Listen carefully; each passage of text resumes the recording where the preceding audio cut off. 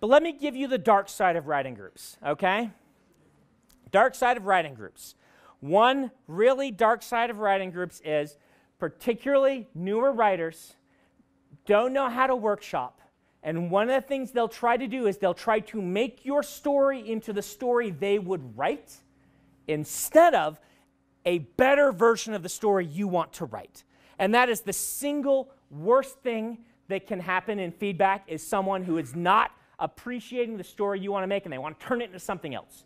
And new workshoppers are really bad at doing this. In other words, they're really good at doing a bad thing, which is trying to, and they're doing it from the goodness of their heart. They want you to be a better writer. They want to help you. And the only way they know is to tell you how they would do it, which can be completely wrong for your story, right? It was happening, you know, it was completely not a vampire story. It was a Regency, but now it's got vampires.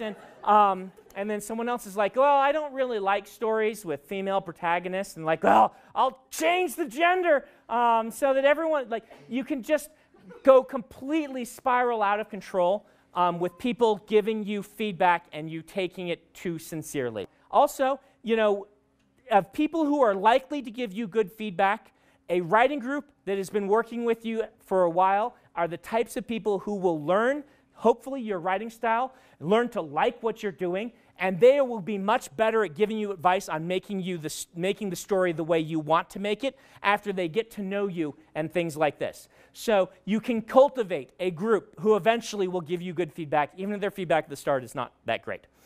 So a couple of guidelines for writing groups, okay? So if you are a workshopper giving advice, right? Here's a few points to give you. Try to be descriptive of your emotions, not proscriptive. Right? Okay.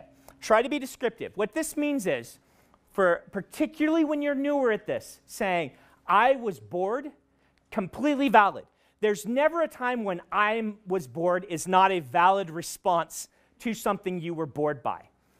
Saying you should add a fight scene can be really bad advice.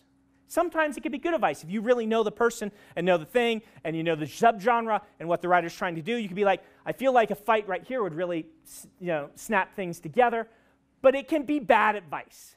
I was bored can never be bad advice, right? It's always valid. Your response to the story always is. Now, the reader, the workshopee does not need to take that. They can understand, well, maybe you're supposed to be bored. Or maybe this book isn't connecting with and clicking with you, and it's okay because someone else, that's their favorite scene.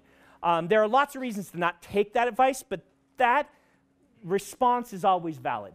Saying, I'm confused, always valid.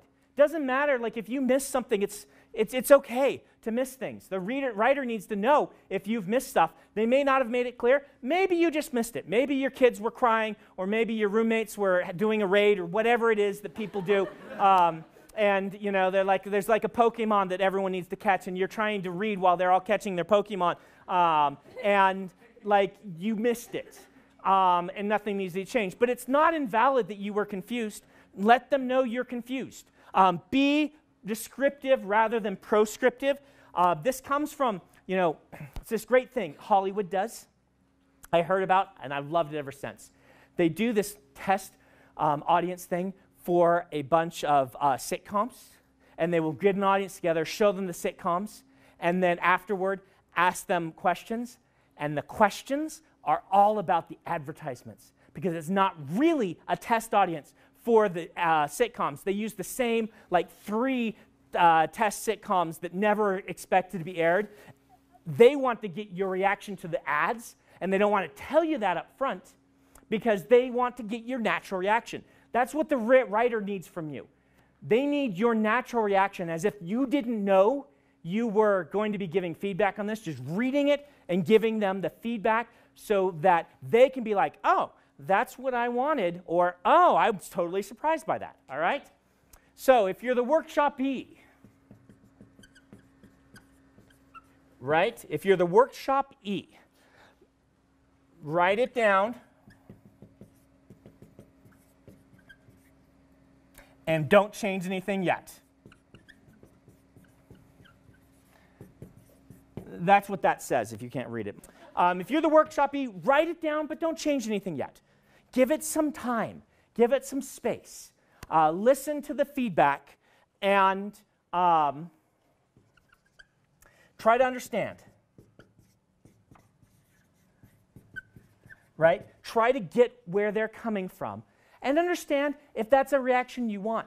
Sometimes you want people to be a little confused. Sometimes you want them to want something they haven't gotten yet because you're going to give it to them in a few chapters. Maybe you're wrong. Maybe they're having you've done something wrong. They're having complete wrong reaction. They're all laughing at this thing that you thought was really serious. Really important for you to know. But stay silent. Unlike whatever it is over there making noise. This is good advice, particularly when you're new. Don't say anything. Pretend you're a fly on the wall and that they're all sitting around having a book club discussion of the book, and you're just writing stuff down. Prevent yourself from defending yourself. Prevent yourself from explaining. If you defend yourself, it's just going to make people less likely to give you feedback in the future. If you explain it, then it defeats your chance to explain it right in the writing and have them get it, and you won't know if you are able to get them to understand it through your writing because you've already explained it and tainted them, all right? One more thing for the workshopper, be sure to say what is good.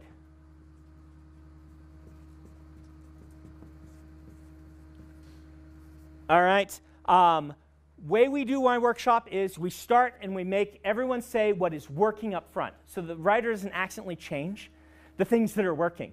Plus, it's really good for you to get told what is working and that your writing doesn't suck before everyone launches into telling you how terrible your writing is, right? So we do a few minutes of that, and then we transition to things that could use a second look, is what we call it in my writing group. It's not things that are broken. It's just, things that the reader felt, things that they want to highlight that you may want to have a second look at, stuff like that, all right? I think you guys are going to enjoy the class. I'll warn you, it's kind of like a fire hose thing where I just talk a whole bunch. I try to make it entertaining, but if you fall asleep, I won't be offended.